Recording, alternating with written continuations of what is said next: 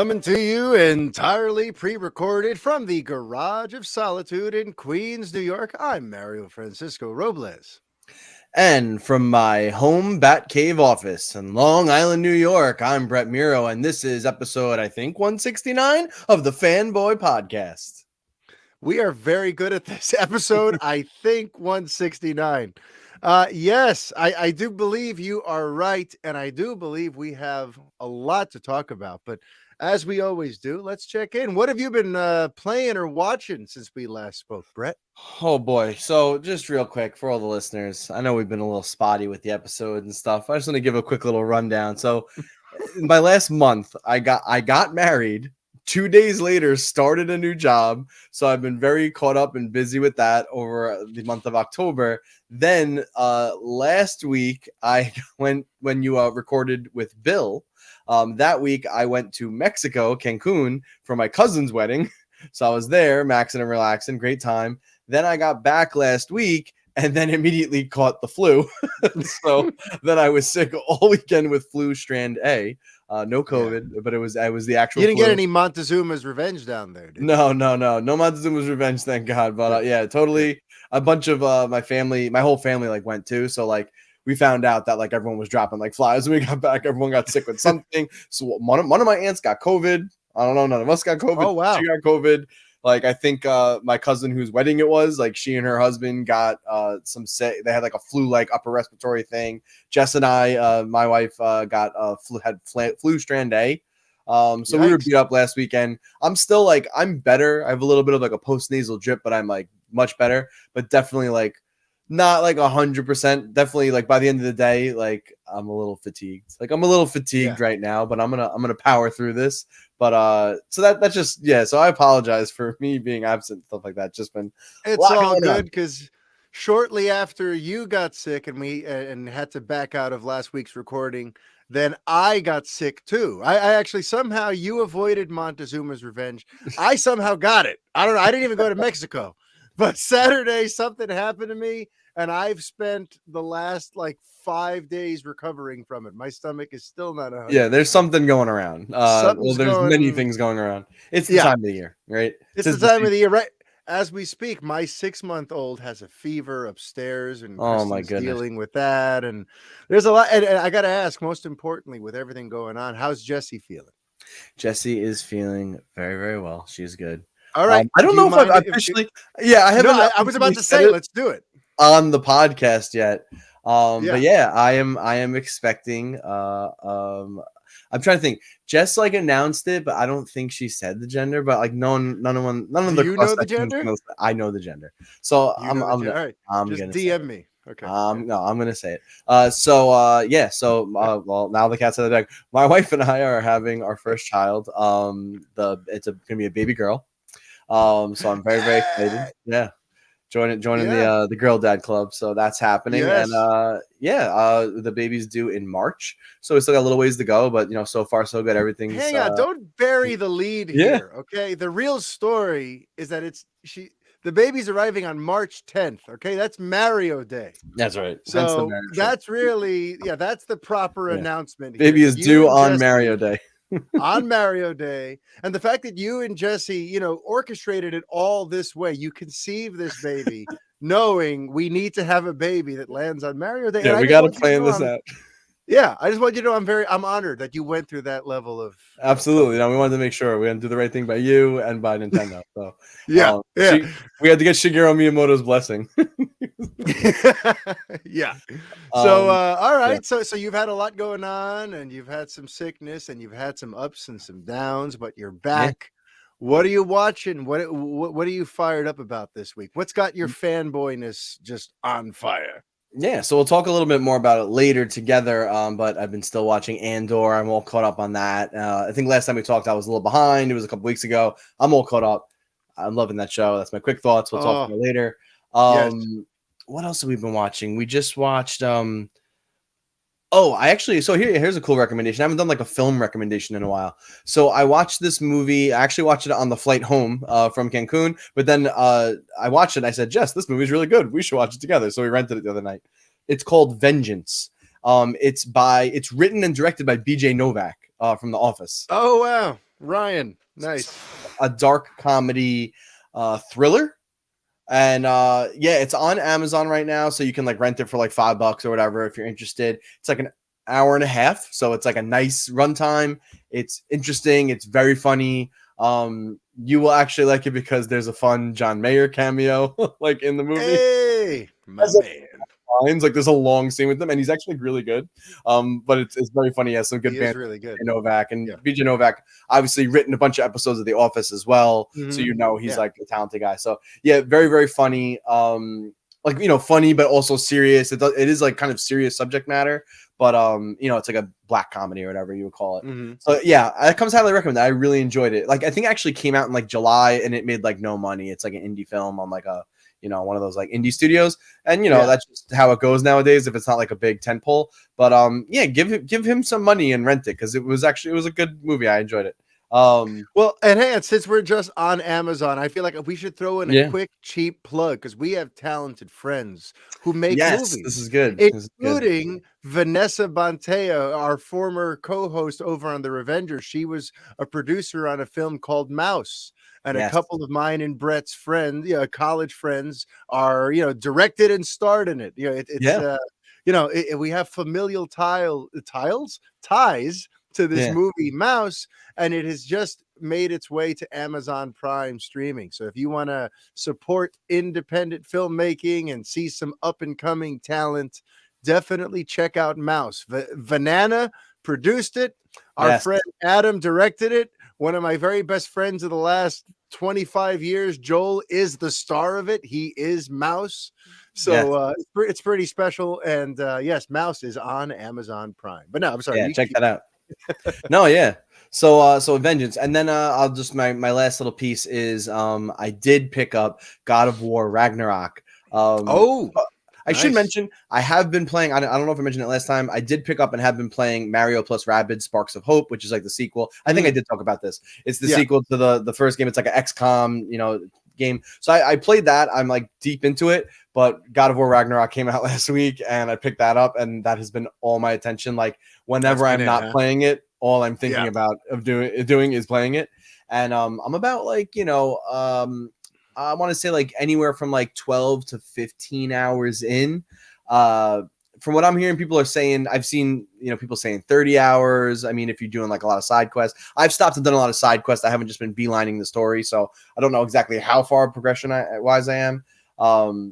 But I imagine I got to be somewhere in like the middle, maybe.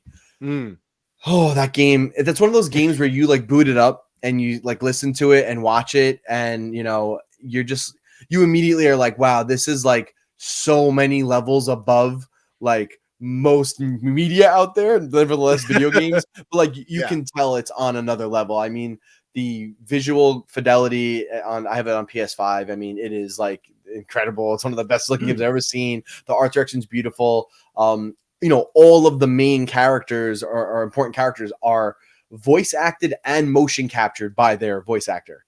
So there's the performances are incredibly realistic looking, natural. The writing is so good. And I thought the writing was amazing in the first game, but the writing in this has taken like another evolution, like to the next level for sure. It's very funny. Like many times I catch myself like playing and I'm like, huh. Like I have like a nice little chuckle come out or like genuine like hearty laughter. Like it's actually a very very funny game, even though there's moments dealing with some more serious subject matter. And if you played the first game, God of War 2018, it's really more of that, but they just improved on everything. To the nth degree. It's just everything's bigger, more. This is also going to wrap up this Norse storyline, so I'm very curious to see how this ends and like where it leaves off. Especially if you played the first games, there's some interesting prophecies that they uncover towards the end of that game, and that are clearly, as I'm playing, I see they're going to have a big impact on how the story fares in this game. But yeah, the game's tremendous. Soundtrack's amazing. Bear McCreary did the music. Who's you'll know him. Yeah, he did the Walking Dead theme song. Yeah, he's done a bunch of other stuff. He's definitely done some movies at this point too. I'm trying to think of what else, but he did the first God of War soundtrack. He's doing this one. It's amazing. Like it's fully orchestrated. It's epic. It's got chorus. He's also I think like a dwarf character in it too. Bear McCreary actually like voices the characters like playing a little weird instrument. So I mean I cannot recommend it enough. I mean it's a blockbuster game. it is like you wonder like how do other games even like you look at this, you're like how do other games even come out? Like the quality is it's on another fucking level. Like it really It's is. like you picture teams working on all these other different games at various Yeah. stages of development. They see that and they're like, "What are we doing? I Yeah, quit. like it I'm really done. is. What's the You know, point?" yeah. Say what you want about like the Sony format, because like Sony, like their focus is making these like big cinematic, story-driven, like narrative games. And some people are like, Mhm. okay, yeah, I'm over that or whatever. Oh, like, oh, they just put a lot of money into it. But nah, like you like when you look at Naughty Dog games, when you look at from this game's from Sony Santa Monica Studios, you look at these productions and you go like, no, they're on to something. Like it is like you're watching like the creme de la creme. It's like the Martin Scorsese, of video games. Like when you see these things, Yeah. it's just it's James Cameron's Avatar. You know what I mean? It's like pushing the technology. So Yeah. whatever. I can gush about it all day. The combat is still so good. That's like the best thing about this game is like the combat is so refreshing. It's so good. You have like two different weapons and you can switch between them on the fly, like tying combos together, and it's just very, very, very cool and satisfying. It like never gets old. So Wow. I'm All enjoying right. it. Pick up God of War Ragnarok. If you haven't played the first game, I would say go play the first game. It's like I think discounted now and cheap, and To like be it's worth clear, it. the reboot, the first, The the reboot, first, the God of War 2018, reboot and first game. not God of War from like 2003. Yeah. But the God of War 2018, I would say, like, listen, do you have to play the first game? No, they do give you a brief little recap that you can watch that kind of catches you up. But I would say you would want to play the first game, and they're pretty much this is like part two. So it literally picks up like almost right after, a couple of years later, but almost right after. So anyway, that's enough of me gushing about God of War. Sorry if I went on too long, but I'm very pumped about this game. Like I want to wrap this podcast up so I can go play a little before I go to bed. Wow. All right, then Yeah, let's get into the rest of let's our get going. topics then. All right. All right. I don't want to stand between you and your God of War, Brett. That's right. But listen, on my end, it's funny. Most of my check-in here is entirely like Star Wars.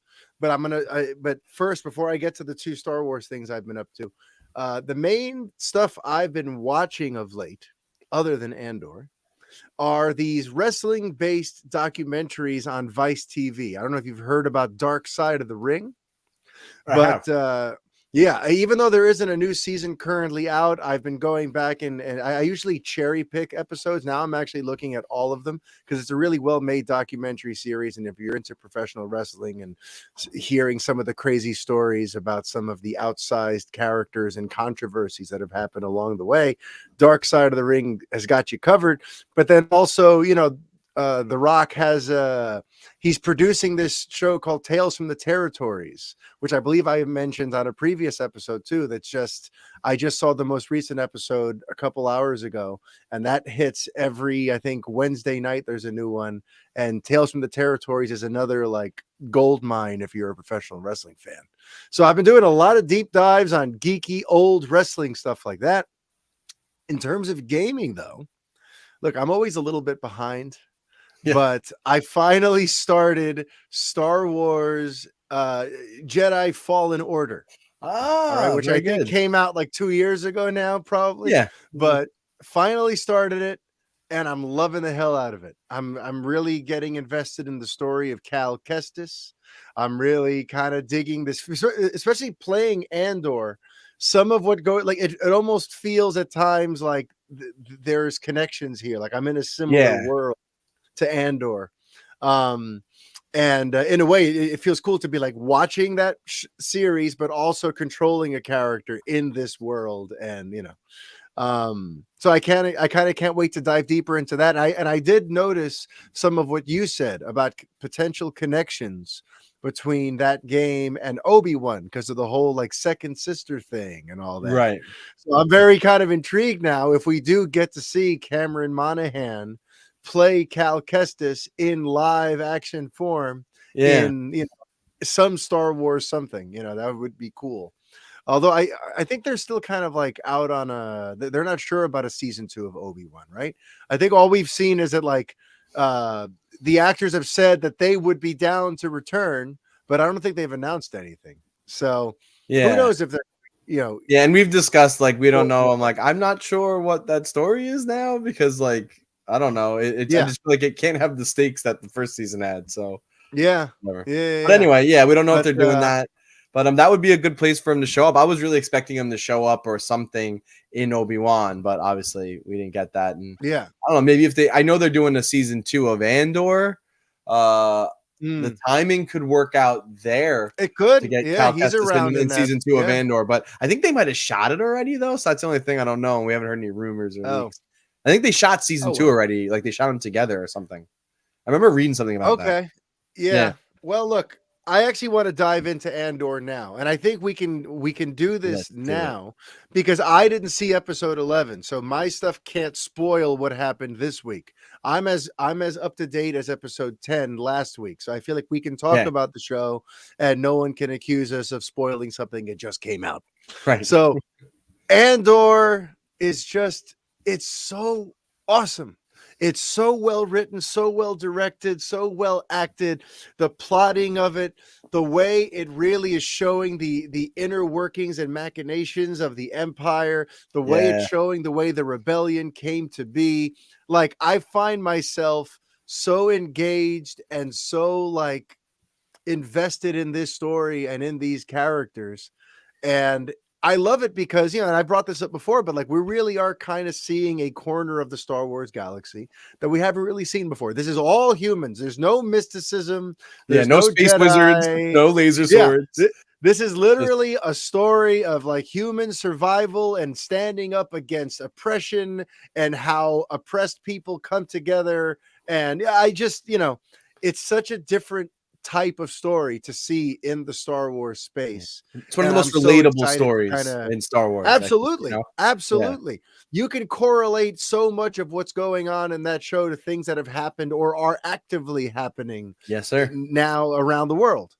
So I love that about the show. It is topical. It is timely. It is relevant. It feels sort of important in a way. And even seeing the other side of things, the Empire thing really fascinates me because those like stiff upper-lipped British Moff Tarkin type characters that Lucas populated the original Empire with in the original, trilogy, like seeing how the office environment was and seeing what kind of people, the Empire employed and what that culture was like back there. Like it all makes sense. Like, of course, Tarkin comes from this world. These people are all like, they're uptight. They are breathing down everyone's throats. They want to crush any ounce of rebellion, but they're also kind of like cold and merciless tacticians about it too. There's something sort of like hauntingly detached about the way. So they have their grip around everyone's throats, but and internally, like within, you know what I mean? Like within each other, there's this whole system of like fear and deception. And like, even some of them look like they're just spinning plates just to spin plates. Like, don't let the higher ups see what we're doing. Just like get through the day. Like, it's very interesting. Like there's all these different, people that are like these like hungry, crazy go-getters they want to like work in the system and just rise up and get all the power. Other people that are just kind of trying to get by, kind of to stay afloat. And then there's the other ones that are just, like trying to stir shit. Like there's like all these different, and the ones who are like, and the ones who are rebelling, who are the ones who are secretly helping the rebellion happen. I mean, who knew that this show was going to low-key be a Mon Mothma origin story? You know what I mean? I didn't see that coming. And the thing about that Mon Mothma actress, that she was in Rogue One. And it was a very cool thing because George Lucas had cast her in the prequel trilogy as Mon Mothma. But I think something happened where either her scene got cut or something or other. So when they brought her back for Rogue One, it was pretty amazing. And she happens to look a lot like the original Mon Mothma that they showed in episode 4. Like they found an actress that looks like her for the prequels. And that actress has now been playing Mon Mothma for, like a very, very long time. Right. So it's kind of cool to now see her like really get to dive into it. She's awesome. Being just like, she's great. I mean, everyone. The Skarsgård guy is phenomenal. Diego, Stellan. Just, Stellan I'm gonna be upset when this is over, because listen, we know his fate. We know what's happening with Cassian Andor, right? We've seen Rogue One. So it is kind of like heart-wrenching to get so invested in this character and know where this is going. But there were a couple of things I kind of want to circle back. I pointed this out before, but to me, it's very, very apparent that opening image of Andor, the way that logo comes together, like they really want you to see that, because when that little Star Wars thing comes up and it has like the skip intro, like it doesn't skip that part. It always play, and there is no skip option for that. And and it takes like 10 seconds. It's actually probably longer than the flashing of the Star Wars faces that they ask you to see. We've talked about this. Like it lasts 6 seconds. Who's skipping that? But then the other thing that actually lasts like 10 or 15 seconds, they don't. And I feel like that image is very, very important for the storytellers here. For whatever reason, the showrunner really wants you to have this image of like what looks like hope at first. It's the moon. It's the little golden arch in the distance that at first looks like on its, it's that bit of hope on the horizon. And it gets closer and closer, and little by little out of the stars, each of those letters comes out. But then you notice that like the arch fills in, becomes a moon, and that becomes the rebellion. And that to me, like the whole thing, like that imagery is kind of conveying like this isn't just a show about Andor. We're calling it Andor, but this is about the birth of the rebellion. So Star Wars fans, in case you've ever wanted to see how the good guys were able to get together and do what they did in episode 4, this is the story of that, where they got the funding, where they got the power, where they got, what kind of back channels they open. Like, this is a show about the rebellion. It may be called Andor, but this is like just the ultimate backstory for how everyone got together and go up against the Empire. And specifically now going to this plot line that just wrapped up in episode 10, which, with Andy Serkis turning in unbelievable performance each episode he's so far. But this prison episode, this prison sequence that's gone on, something struck me in episode 10 when they were escaping. Okay. As all of these prisoners are coming together to overtake the prison and overtake the guards and come out at full force, my mind started kind of going to like this place of like, this is how freedom fighters are born.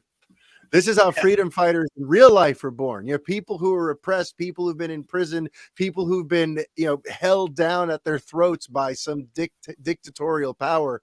When they fight for their freedom, like, that's how freedom fighters, that's how bands of, rebellions, armies come together. And when you look at that, what color is their prison uniform? The colors are white and orange. What are the colors of the rebellion? White and orange.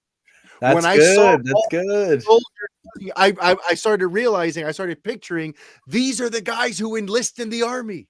These are the guys who were flying the X-Wings in episode 4. These are, what I mean? Like suddenly I got this visual, like I made this connection where I'm like, we're watching the birth of the rebellion's like fighting force. When you saw these guys break out, I don't know, something about seeing them all coalesce, united against the common enemy in the white and the orange.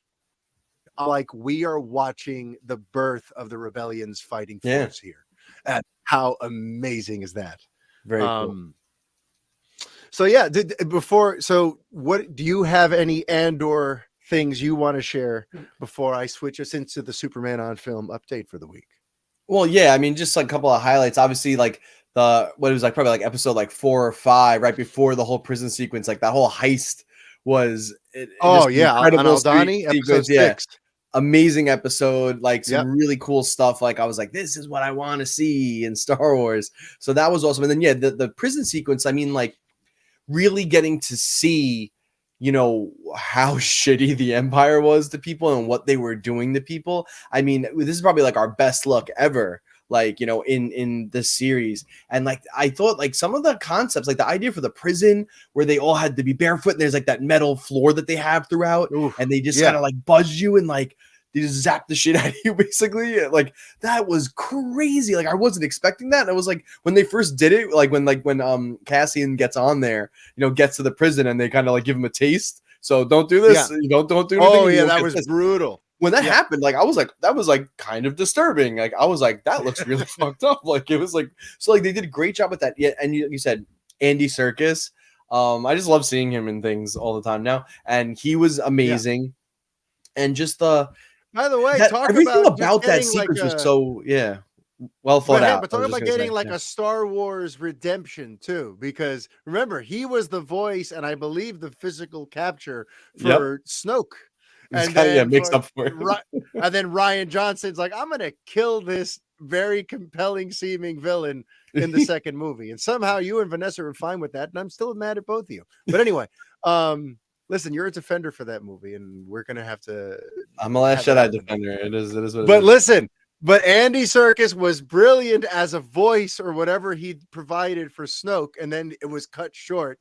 So now he gets to come back in the flesh and give us one of the most fully realized performances on TV all year. So, that's an awesome redemption for Serkis. Keep going. But yeah, I was saying, like, it seems so well thought out, like how the prison operates. Like, I really liked like all the ideas they injected into it. And it's also interesting too, is like, and I've noticed this, I'm pretty sure it was like an Obi-Wan and a couple of the projects at this point that have been set in like the, before the, original trilogy.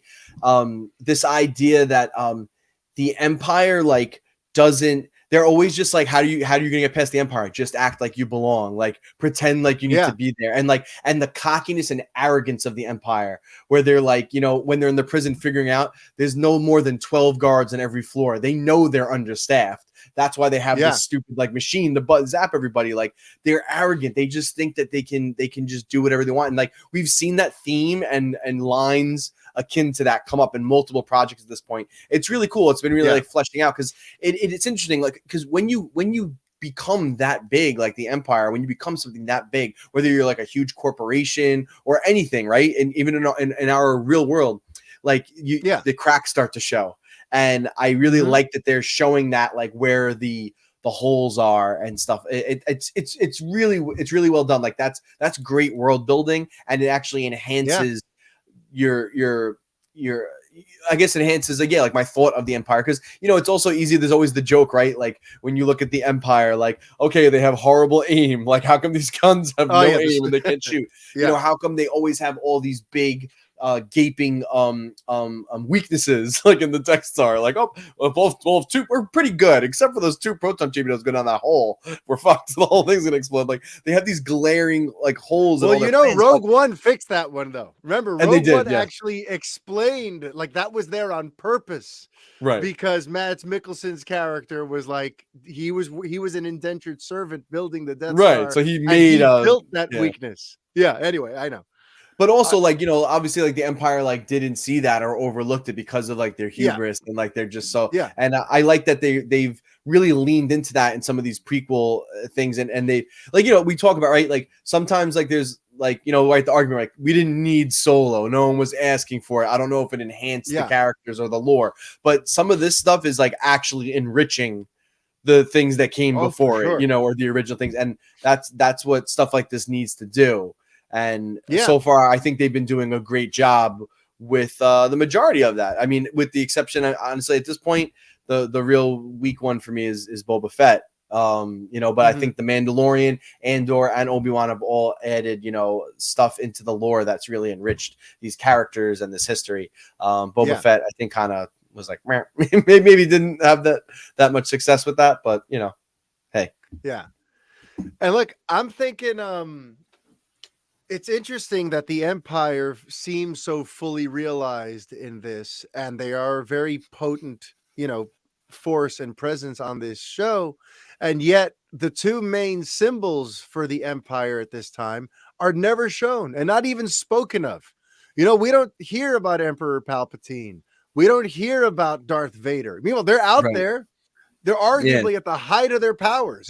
Remember, this is the Darth Vader who at the end of Rogue One is just going to murk 18 guys by himself. Right. Like Darth Vader is out there, and I'm proud of the show for its discipline and its decidedly non-nostalgic approach to all this, because Right. like they could have thrown in stuff like that, just to kind of lure in other Star Wars fans who were, there's got to be some kind of Vader or lightsaber or Jedi sort of action.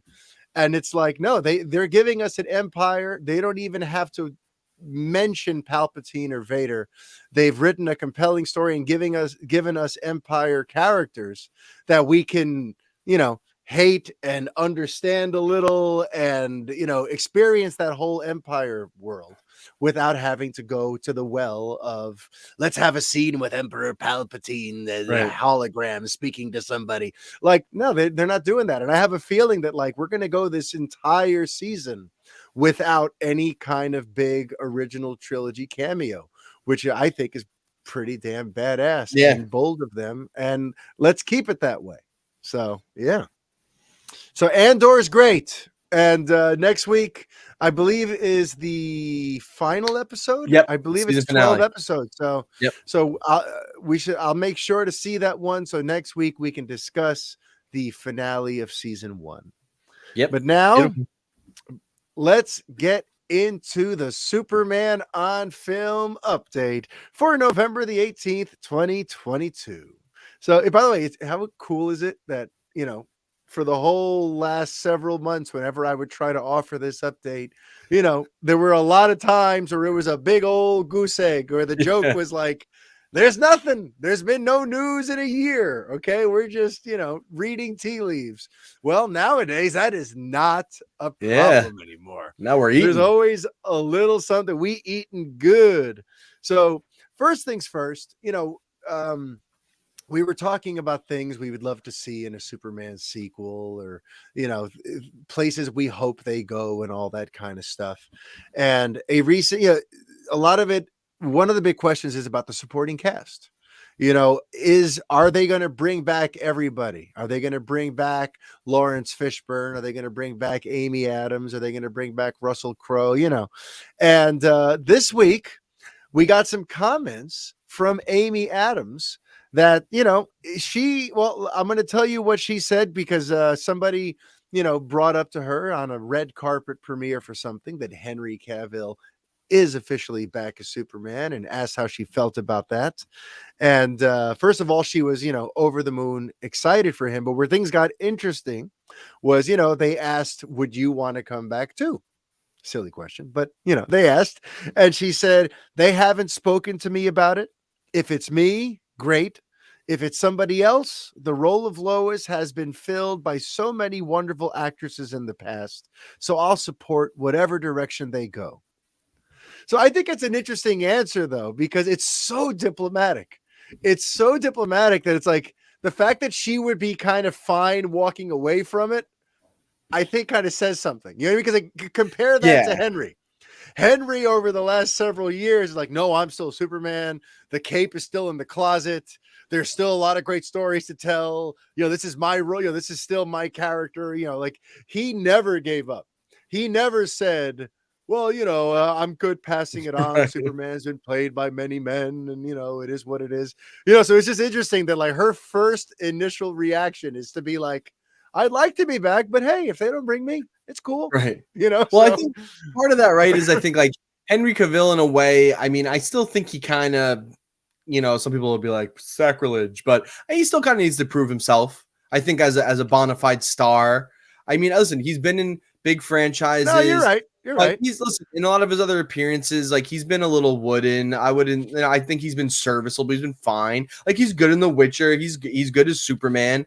I don't think it's all his fault. I think some of those projects that they had better writing, I think he would also rise to the occasion with that too. But Amy Adams is like an Academy Award winning actress. She's got plenty of projects. She's always working. So I could say, and listen, Man of Steel, she was very involved in the plot, that character. But in Batman vs Superman and Justice League, she was like just a fucking, like a MacGuffin, like plot device, like just waste of screen time for how talented she is and like what a presence she can be on screen. They wasted her. So I kind of feel like her. She's like, she's probably just thinking, like, listen, she's not paying attention to all this behind the scenes bullshit. Probably she's busy doing other projects. So she's probably thinking, well, if it's going to be more of the shit I just did, then whatever, I'm fine walking away. If they're going to give me something to chew on, she's like, yeah, I'll fucking party. Yeah. Because remember, too, like, not only did she have, she had very little to do in BVS, of any real, like, emotional heft or a real character arc. And she had very little to do in Zack Snyder's Justice League. And then she was brought back for those Joss Whedon reshoots which I don't know, her stuff I thought was pretty weak. So like she hasn't exactly had a good run in terms of, like, for her as an actress. She probably hasn't felt like she's savored being Lois in like 10 years, because they filmed Man of Steel in 2012. That was like the last time she felt like I'm playing this really three-dimensional, layered, fleshed out modern Lois. Right. She's kind of been relegated to the background ever since Man of Steel. So yeah, I guess I could kind of understand why she's not exactly like chomping at the bit to come back. But hey, listen, she's open to coming back. If they find a way to bring her back, I'm down with it. But as I mentioned in the past, I'm also kind of cool with a recast. I just kind of am. I sometimes have felt like their chemistry wasn't necessarily there. And but Mario, they climbed into a bathtub together. Come on, man. Oh, Zack Snyder knows everything about romance and love because they hopped into a bathtub together and the water splashed everywhere. He knows so much about love, guys. No one knows more about love than Zack Snyder. Well, that should go on a shirt. No one knows more than love. Every motherfucker on Twitter. What do you mean they don't know about relationships? They're in a bathtub. I'm like, yeah, man. That's how I know that you've never been with a woman. Yeah, how many times have you gotten into a bathtub fully If I did that and that water splashed everywhere, my wife would murder me. Are you kidding me? She'd be like, it wouldn't be Doomsday. Who's cleaning this up? It wouldn't be Doomsday that got him. It would have been Lois. Yeah. So, anyway. Yeah. But now moving on from the Lois bit, there was an interesting rumor that I shared over on the Twitter. Some people gave me some flack for it because the source is apparently quite checkered. It's a website called Giant Freaking Robot. And it sounds like they're another one of these. Yeah, kind of one of these like Cosmic Book News or CBR or Fortress of Solitude or some of these other ones that just like have these scoops that are like, where did you come up with this? You're throwing stuff at a wall and hoping for the best. But there was a reason I shared it. The main thing was this. So the rumor was that this Man of Steel sequel that we've been hearing about, that Henry Cavill may be closer to filming than we think, which that's another thing I want to bring up here as part of the update, that there have been interesting murmurs that we are perhaps not as far off from this film going before cameras as we thought. And that is perhaps why Henry Cavill had to drop out of The Witcher kind of abruptly. Shortly after announcing that, he's back as Superman, suddenly he just flat out ditched The Witcher. And it looks like he needs his schedule to be opened up right away and for a while.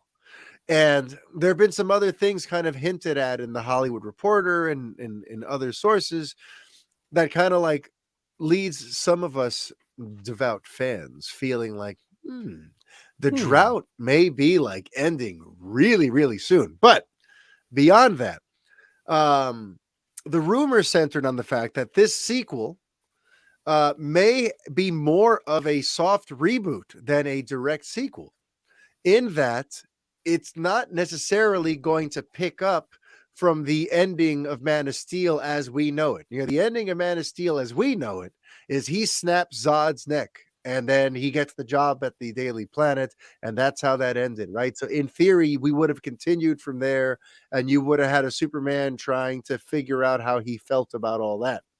But this Superman ain't going to be doing that, because according to the rumor, he didn't kill Zod anymore.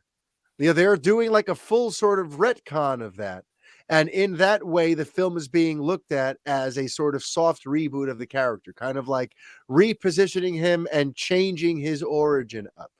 Now, the reason I shared this, though, is because while I think Giant Freaking Robot is just taking a stab in the dark, because we are early in this process, and I doubt any early script details have leaked or anything. um I do think fans are going to have to wrap their head around this. They're going to have to accept that the Zod thing probably is getting retconned and rewritten. And we've talked about this on this show, that in the Flash movie is where it's going to happen. It's not going to Yeah. happen in the Superman movie. In Yeah, I the feel like this Flash rumor movie, was from like way back when we first started hearing about the Flash movie. I feel like there were yeah, murmurs about this even like years ago when they were talking exactly. about And what that's that the thing. how that was going to reboot the universe. Yeah, so Yeah. And meanwhile, and that was just going to happen on its own, mainly to set up a Supergirl movie. Yeah, this was before there was a Superman movie on the on ramp. But now that there is a Superman movie on the on ramp, I imagine it's even more important for them to kind of tweak Man of Steel in a way that brings Henry back in the most positive light possible. So, so I don't think it's happening in the movie. I don't think the movie itself is going to address any of that. But I think the events of Flashpoint, or The Flash, which are bringing back Michael Shannon as Zod, which is bringing back Ancha, whatever her name is, as Feora. Um, that movie is going to present us with a Superman from an Earth where Zod was sent back to the Phantom Zone instead of killed. And that's going to be the Superman we stay with. So the reason I shared that rumor is I do think that that is the direction we're going in. I don't think they're right that it's happening in the movie, but I think it's happening in the Flash. And I think everyone in our little geek, in our geekdom and our fandom, especially the hardcore DC fans and the people who are more in the Snyder camp of things, you know, you're going to have to start making mental peace with the fact that the end of Man of Steel is probably getting completely like deleted and reshaped the way that story has ended. And I don't know, I want to ask you, like, what do you think of them doing that though?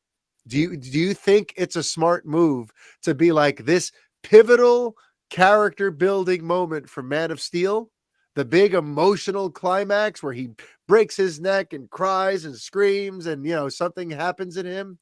That didn't happen anymore. How do you feel about the decision to be like, forget that? yeah, I mean, because that decision does lead him on like a very different path of development. It really does. I mean, I think, I think that like we've discussed, like I think probably maybe back on like the Revengers, like the impact of that, like so. First of all, he killed someone. He took a life, which is like that's gotta you gotta wreck. He's gotta reckon with that. That sucks. Number two, he basically killed like for all intents and purposes, family. Like he killed like what like the Yeah, last other like remaining like person of his kind. You know what I mean? yeah, Which like you have to live with that. That like I just exterminated my species, and I'm amongst now all these other people that might not accept me. That puts him. It does. I mean, it's not like you can't come out of that hopeful and like learn from that and whatever. But like I don't know. I think maybe it is just to set up who this Superman is. Maybe it is better to just like have him not kill him and just like I think it does at least set you off on an easier path to get to that hopeful, friendly Superman guy that we all yeah. want versus like this like Well, soul searching Superman, but at the same time, like, listen, I do find that interesting. I think a Superman reckoning with maybe something that he's done is good, but like then we just like we had all the movies after from the Snyder, and it's just like now there's that whole convoluted thing. So and yeah, and that's why I actually think it's the right thing to do. And not because I had a problem with the Zod death, yeah, not because I have an issue with Snyder or the Snyderverse. In my mind, if you're not going to continue down that plot line, if you're not going to continue down that arc, then you don't want to do that Zod death anymore. You know what I mean? Because that was all going to be part of this arc where he killed Zod, and he kind of has to do some soul searching about that, and it helps kind of make him figure out the kind of hero he wants to be. And then the Earth is all conflicted about him, and then he sacrifices himself to save Earth, and that brings us to Zack Snyder's Justice League, where he has the triumphant return. Like that, the death of Zod fed that particular arc of a story, and Right. that arc never even could get finished because Snyder isn't doing Justice Leagues 2 and 3 and that sort of stuff. So it's like the Zod thing is step one in a story we're never going to see to fruition. So if you're not going to go in that direction, and if you want to take Henry's Superman in a whole new direction, then it doesn't make sense to have that thing happen anymore, because again, you're not going to pay it off anymore. We're not going to go through the full, retribution and redemption of Superman arc on the big screen. That's just, the creative plans have now changed. Right. So if you are changing the plan, then getting rid of the first step in that plan, him killing Zod, it makes a lot of sense, So that is the big Superman rumor that came out since we last spoke, this idea of the Zod retcon, and we all kind of have to mentally prepare for that. And I personally am great with it. Yeah. But now I'm going to kind of shift us more into just now DC on film, because there's been a lot going on with DC on film. And let's start with Gunn, James Gunn and Peter Safran, right? Because it's interesting. We heard a few months back about a 10-year plan that David Zaslav had mentioned. And at the time, James Gunn and Peter Safran were not involved, in a formal way with DC Studios. There wasn't even a DC Studios yet. In fact, This was before Dan Lin even supposedly was coming in to get the job. This was just Warner Brothers Discovery letting it be known that what they intend to do is to get a team of people together to create a 10-year coherent plan for DC, right? We heard that. Then when James Gunn and Peter Safran eventually got the jobs, we found out in the reporting that they had been the ones in his ears kind of giving him ideas for how to run DC.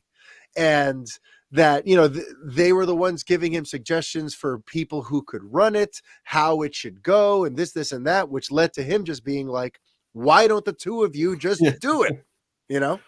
And what's interesting is it looks like, that the chronology does sort of, follow through here, because now in their recent interviews, they're going around talking about building an 8 to 10 year plan for DC. So you can tell, like, they were the ones in Zaslav's saying, this is what you want to do. And now they get to do it. So I want to talk a little, there've been some interesting quotes I want to read, and let's get into it. So sure.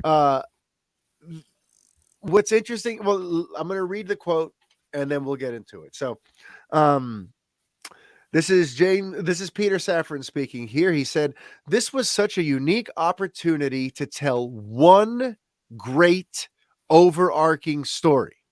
One beautiful big story across film, television, gaming, live action, and animation.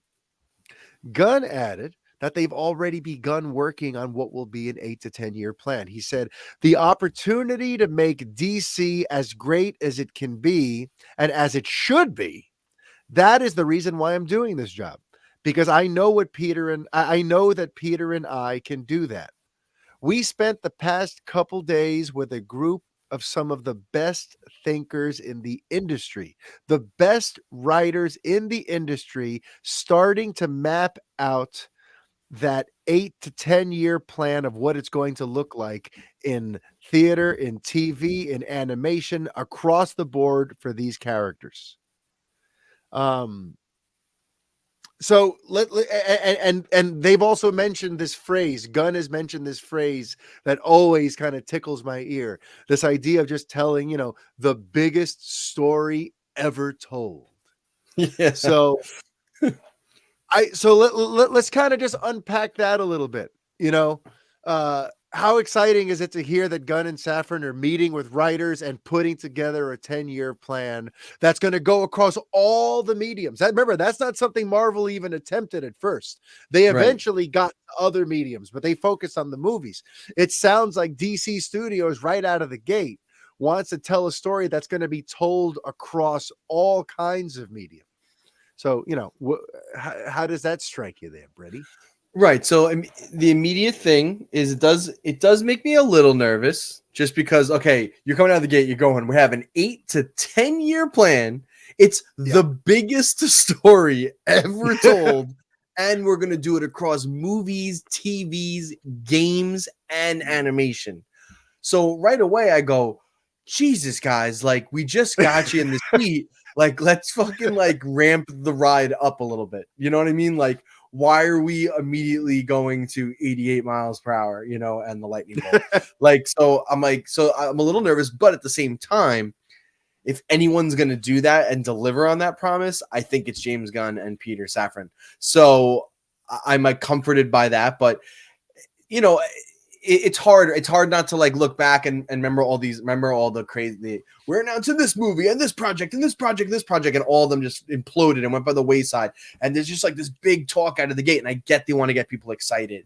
I get that. I get that. I guess they're trying to instill some confidence, but I get scared at like, oh my god, it's so much at once. Like, let's just get like the first few years planned out. But if I get away from that, away from like the worry wart side of me, I think that it's incredibly ambitious, and if they can pull it off, I'm incredibly excited. This is really cool. Like if they can, somehow like tie gaming into it as well, and it's interesting because there's a couple of projects already in the works. I don't know at this point how they would tie in. It would have to be future projects. Like we're still waiting on Suicide Squad Kill the Justice League, which got delayed, I think again. Actually, no, I'm sorry. It did not get delayed again. It's coming out next year, but the heads of the studio, I don't know if you knew this, Mario, the two heads of Rocksteady just left.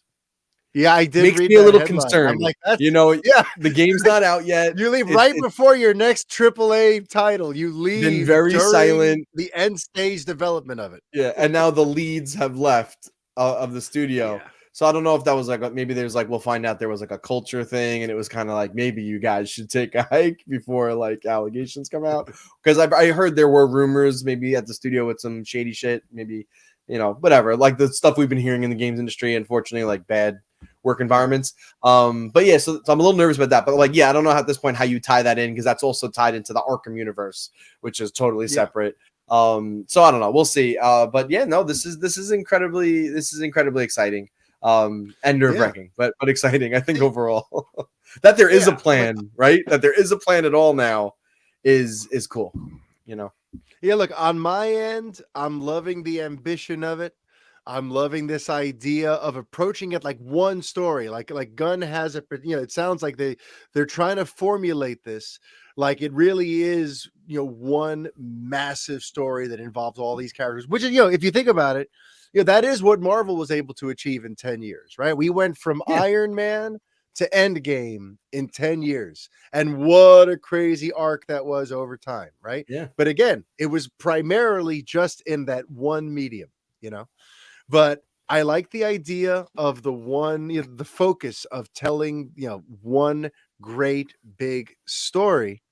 But at the same time, hearing all the different mediums, it calls to mind to me that like they're going to have to walk a very fine line here, because they have to be able to have all these different, games and animation and TV series and movies. They're going to have to structure these things so that you could enjoy them as standalone experiences and not feel like you have to have watched every single other thing that's going on related to this story. Because then I think the cost of entry for casual fans is going to get a little too high. If people feel like, oh, this is all related and I didn't see those other two movies, or I didn't see this TV series, or I didn't know that this animated thing, like if you're going to do this, you got to make sure that each individual project can stand on its own and tells its own beginning, middle, and end story, in a satisfying way. If Right. everything feels like it's just a tiny piece of a much larger puzzle, because I remember there were certain like Marvel movies early on that felt a little bit like this is just moving the plot along from A to B and setting up certain things because we have to get here, but the movie itself is kind of meh. Yeah. So they got to make sure that each of the projects is great, but also that this big story can be taken in, whether you're seeing everything or just the movies, you know what I mean? Or Yeah. just one of, what I mean? So that's going to be walking a very fine creative line there, I think. Yeah, well, we've talked about Marvel fatigue, right? It's something, I mean, we've been talking about for years and years at this point. Oh But yeah. I think maybe now at this point more than ever, it is like at a peak because I think it is. I think the more lukewarm. Listen, they're all still making a shitload of money anyway, but like I feel like there's been like more lukewarm critical reception the more recent Marvel Yeah, projects. phase 4 has been the weakest of the phases Yeah. so far. It's been So like we the already least have well this received one. Marvel fatigue, and you already have that now where it's like, oh, I got to keep up. I got to watch this show. I got to make sure I saw this movie to see this movie. I got to make sure I saw this mid-credit or end-credit sequence so I know the connection to this. So are people going to be ready to now tolerate that with DC? A whole other universe? Like, I'm already tired of Marvel, and then you say, oh, we're going to have this whole other universe with like 50 different mediums that you got to keep track of. Like, I don't know. The HBO Max spinoffs and I don't know if it just being new and different is going to be enough. I think the diehards, we'll probably love it. Let me hop into the new DC mega universe, but I just don't know, like, if other people are just going to be like, oh, I'm already like in on the Marvel thing. Like I can't possibly absorb all this shit now. Or people just leave Marvel altogether and go to DC. I don't know. It is interesting. Starting this now, as people are starting to show their first signs of like fatigue towards superhero films, it is, I guess it is, that is the big gamble, right? They're starting this at the end of a long, massive run of superhero movies being like the only game in town. Had they started this a little sooner, probably be further along and, more. Will it be unique and fresh enough to drag people over and that will be willing to, if you're just a diehard superhero fan, willing to stick with the Marvel stuff and now add DC in, or, maybe you hope you pull some people away altogether, but you know how fandoms are, like we usually stick with our thing. So that's that definitely concerns me.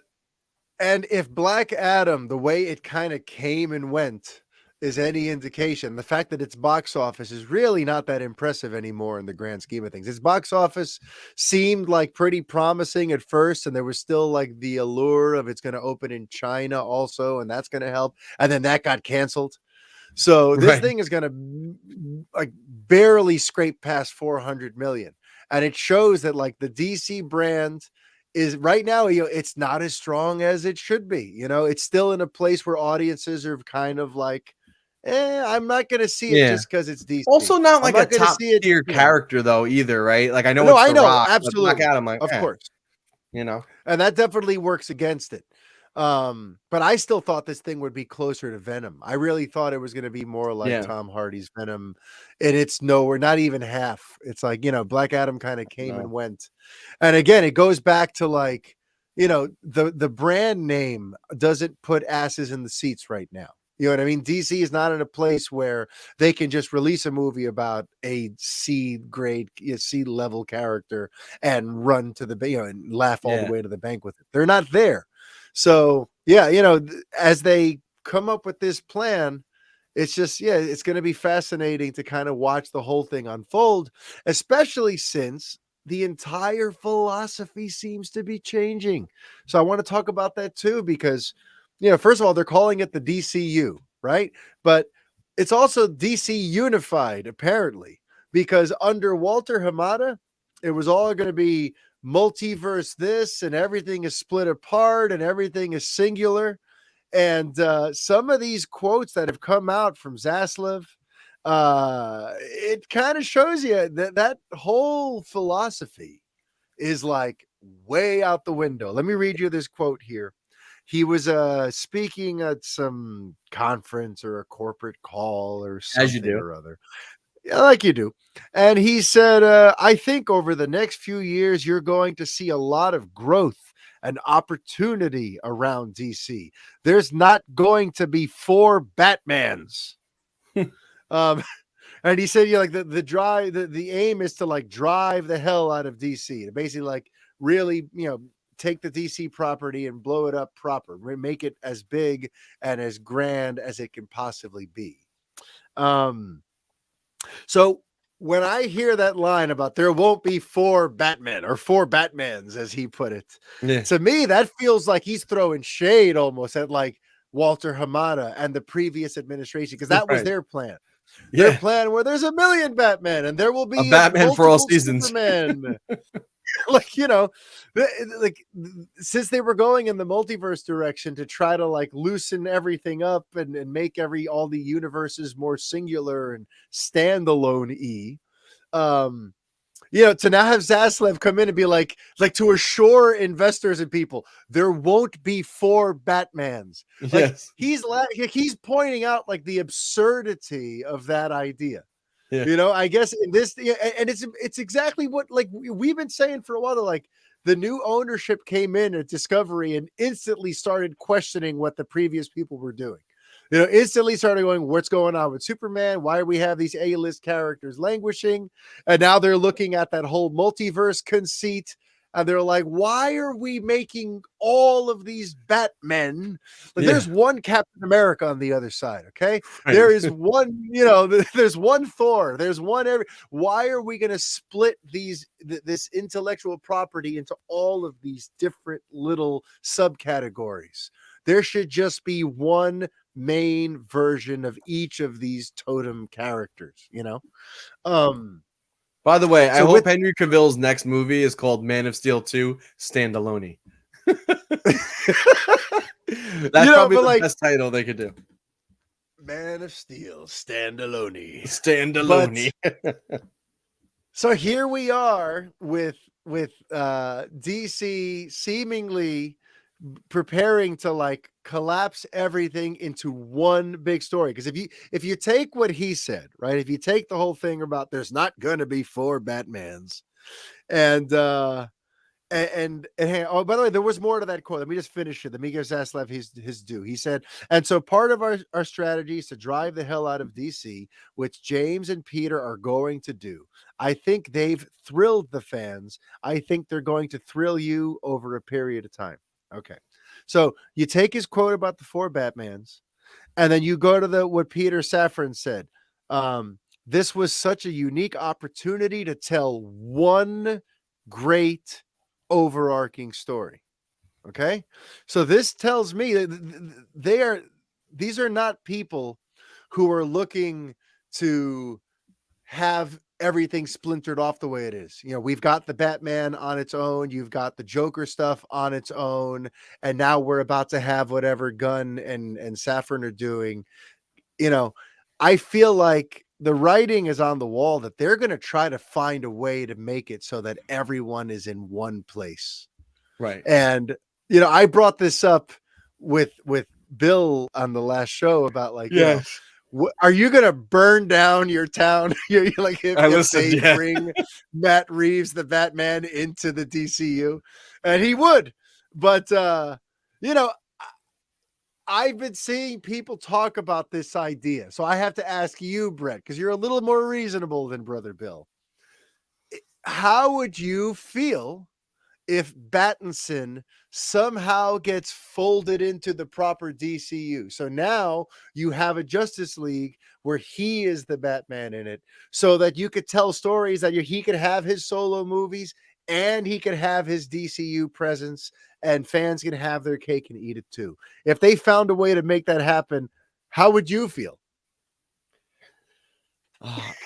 It's tough because it's like, if Pattinson's Batman and well, Matt Reeves' whole Batman universe was formulated for this from the get-go, I would feel different. But just the fact that like it's already established as its own standalone thing, and it just the way it's grounded, I don't know, it might be a little weird. I don't know if I'd burn my whole town down like Bill, but it's interesting. I don't know. Like, I feel like at this point, it's like, I think you could just leave Joker and Matt Reeves' Batman verse alone and let those be like the oddballs on the side, and then just bring in a new Batman for like the main unified thing and keep everything else unified.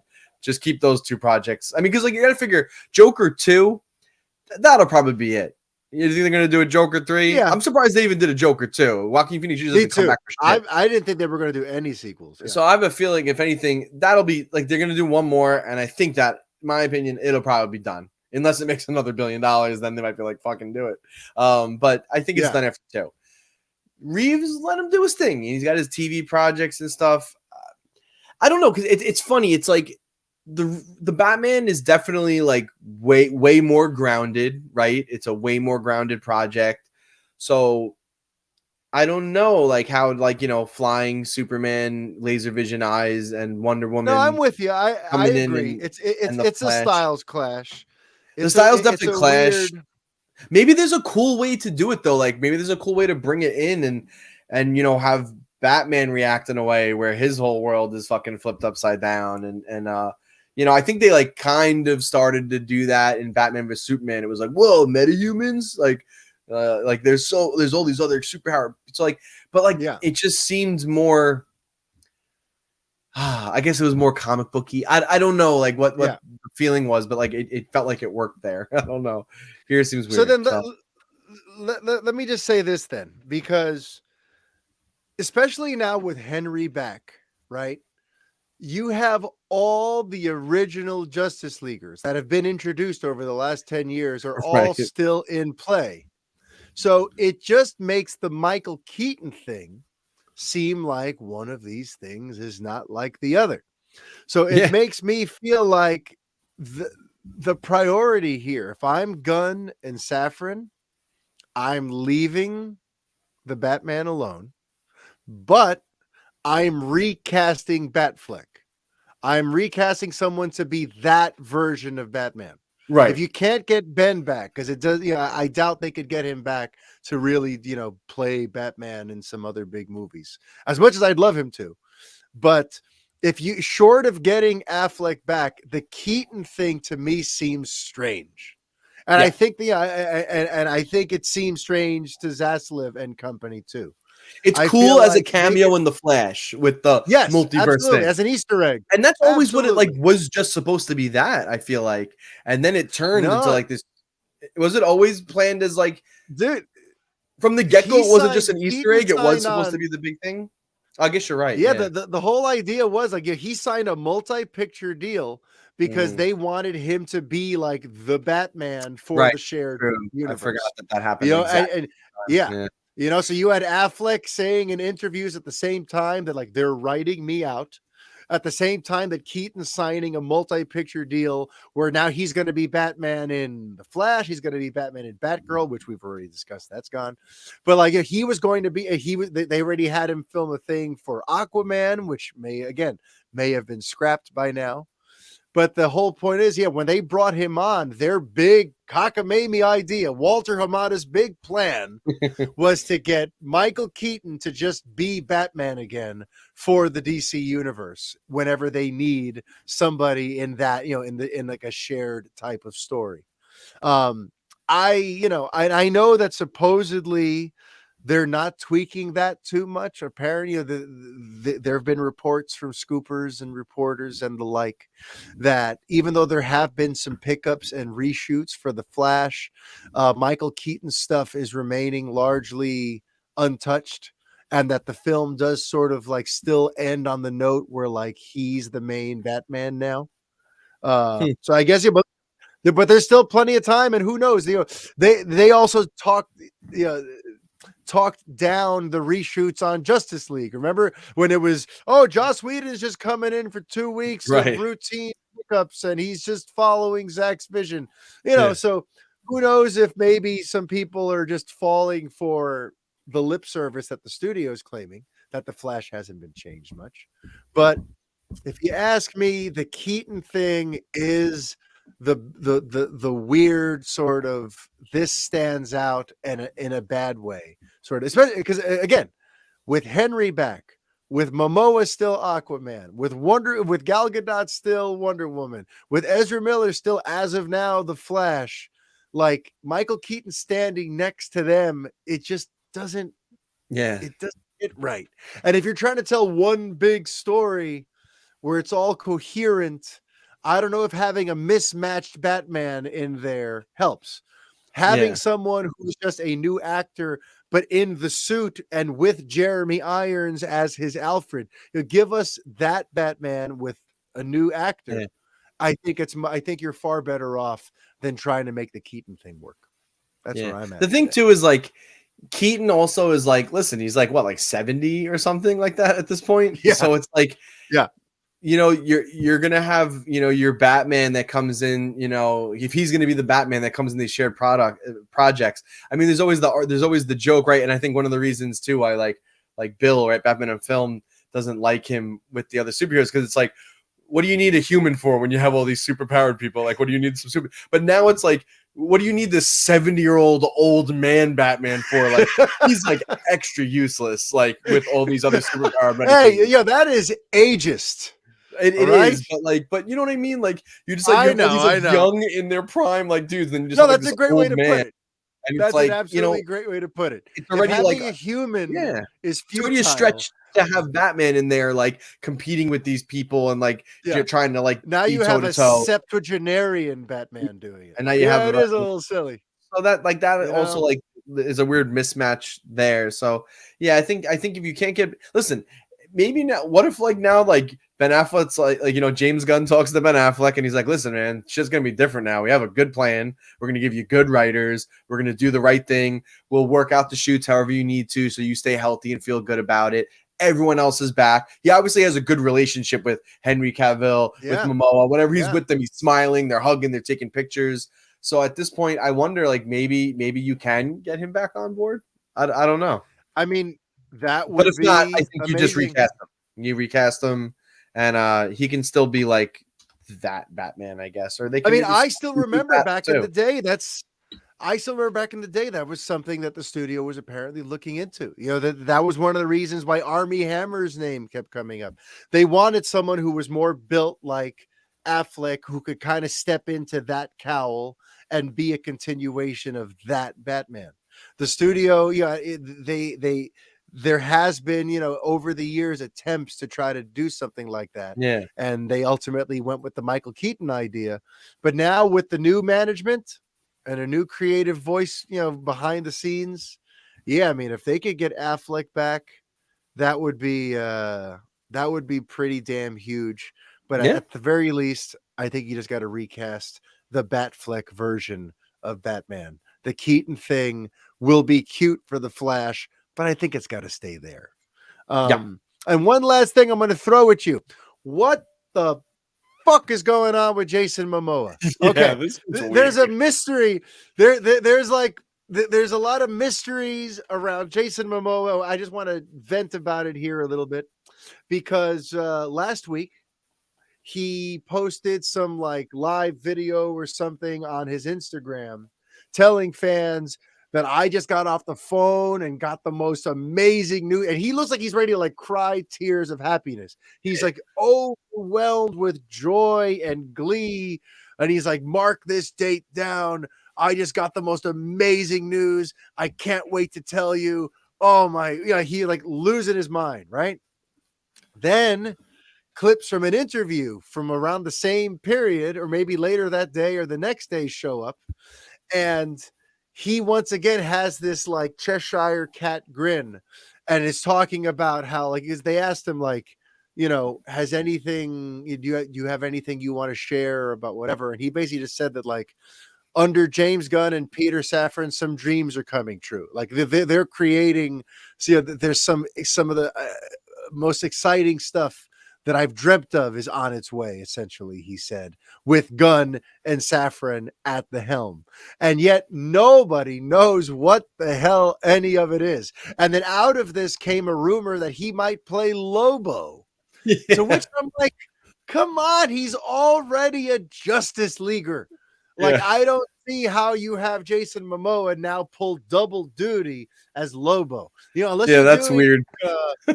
Like to me, like for like an HBO Max series, if they wanted to do like a live action thing that's like Marvel's What If, where like Right. here's just alternate thing and we're screwing around, fine, go with that. But if you're trying to tell me that you really think that Jason Momoa is going to do a Lobo movie, your grip on how things work leaves a little to be desired. But that's about as Right. nice as I could say that. Okay. But either way, so you got this Lobo thing. Then you had other people going, oh, this is confirmation that the Snyderverse is restored. To which Zack Snyder was on a podcast a day or two later going, that's news to me. Like, I haven't been called about anything by those people, and I'm not doing anything with DC. I'm currently working on Rebel Moon, and I'm very happy at Netflix and this, and that. Yeah. So, but right now, we got to put a big question mark around Jason Momoa. Some major thing got greenlit, some dream come true project got greenlit for him. And what's weird is, on the one hand, he has the quote about how under Gunn and Safran, there's some really exciting stuff coming and like huge things. But then when he was asked specifically about that phone call that he shared in a live video, this good news that apparently happened, Right. he said something like, this is bigger than the DC thing. So it sounds like that call might not have even been a DC related thing. But then what? So he got that great news and more great news from Gunn and Safran about another So much dream great project. news. Is he So just much the great. luckiest actor in the world and everything he's Yeah. ever wanted to do is happening? So I don't, so I'm still having a little trouble making heads or tails about what Mr. Momoa is trying to hype us up for. But me being me, the DC fan in me is just like, I'm on the edge of my seat. I want to find out what it is. Because the one rumor that came out that did have me going, was this idea that maybe a Justice League movie is closer than we think, and that it might be directed by Andy Muschietti, because apparently this Flash movie continues to test off the charts. People, the studio is bullish and excited about this Flash movie and its prospects. And usually when a director does right by you, you want to bring him back. And the rumors are that Andy may get the call to do a Justice League film. Which is crazy to think, if that were to happen, what a turnaround in the last couple of weeks. I mean, in the last year, ever since Warner Brothers Discovery took over. Because like a year ago, the thought of there being a Justice League movie with the more or less the same ensemble we just saw would have been like a joke. Now, though, it looks like, they brought back Henry. You create the right script and the right story and the right follow-up to the Flash, and it could probably really easy to get to a Justice League movie. Now, so it's crazy to think how things have flipped around. But yeah, all right. So, but let me just ask you, of those different potential possibilities for what Momoa is talking about, which one excites you? Is it him playing Lobo? Is it the Snyderverse being restored? Is it the possibility of Justice League 2 directed by Andy Muschietti? Which of those? Yeah. Out of all of them, I would guess it would be the Justice League 2. Maybe Jason Momoa is just a big Lobo fan and he wants Lobo to be the villain in the next Justice League movie. Because that's if they're literally gonna cast him as Lobo too, and he's doing Lobo and Aquaman, that's fucking stupid. Like, there's other actors. It's dumb. It's going to be confusing. It's Jason Momoa. Like, he's so identifiable. We're going to be like, why is this motherfucker Lobo now, too? Like, makes no sense. So, I don't know. Especially because on top of that, Lobo, I'm sorry. What kind of Arthur Curry does Jason play? He plays like the biker. He's basically Lobo Aquaman. Yeah, already. Exactly. They already turned Arthur into a Lobo type of character, and now we're just going to have him also play Lobo. Like, come on, people, But listen, and this happened, though, because James Gunn joined Mastodon and he posted a picture of Lobo that same day. So people start connecting dots. But he also just posted a picture of another character. because a That's few right. days ago he asked DC fans on Mastodon, which is the new like the rival to Twitter. Now that Twitter is the hellscape that we all knew it was going to end up being, and in there he asked DC fans, what characters would you like to see adapted, perhaps that haven't already been done. And I don't know if he posted this image because of what he got back in responses, Right. or it's because of where he's just mentally going right now. But he posted a picture of this character, Mr. Terrific. And he's a Justice Society member. So it's interesting Right. because we did just get Justice Society in Black Adam. You haven't seen the movie yet, correct? I have not. No, I have to Okay. get my ass We over to the only theater. see 4 members. Yeah. We only see 4 members and 2 of them are new. You kind of get the sense that this was a bigger team at some point. So I feel like you could work it in, like under new writers, they could take whatever it was that Johnson had cooked up with his team of people that made Black Adam and just go a different way with it. We have a Justice Society in place. We could tell a Mr. Terrific story. Personally, for me, I don't know a ton about the character. It's not one of those things that has me like jumping up and down. Ooh, Mr. Terrific. I know they brought him into Arrow. I know he's Right. kind of been around. He's got his following. But of the potential characters to mine from the DC universe, Mr. Terrific is not the one that makes me go, yeah, finally, Right. But then again, I didn't think I'd want to see a movie with a talking raccoon and a walking tree. Yeah. And just somebody else. So Gunn, he has a James knack. Gunn loves that shit. I mean, like, look at I like know. the weird obscure characters he brought in for his Suicide Squad Peacemaker. movie. And Like, Peacemaker too. yeah, Like and Peacemaker. Like, he Vigilante and loves all that. the weird offbeat characters, and listen, he's Yeah. good with them. He knows how to like make them work and flex them for like the new age and stuff like that. So, Yeah. but as far as Mr. Terrific goes, I will only accept WWE's Mr. Perfect instead. Well, I he actually passed just want away to. and yeah. Well, maybe we can resurrect him and we can do a biopic with his corpse playing him, played by his All own right. corpse.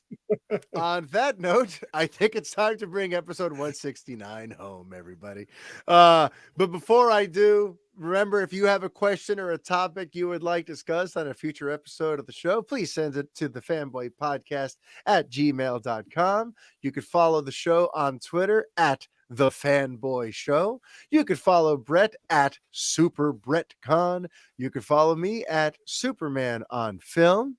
And until next week, be kind And stay fanboy.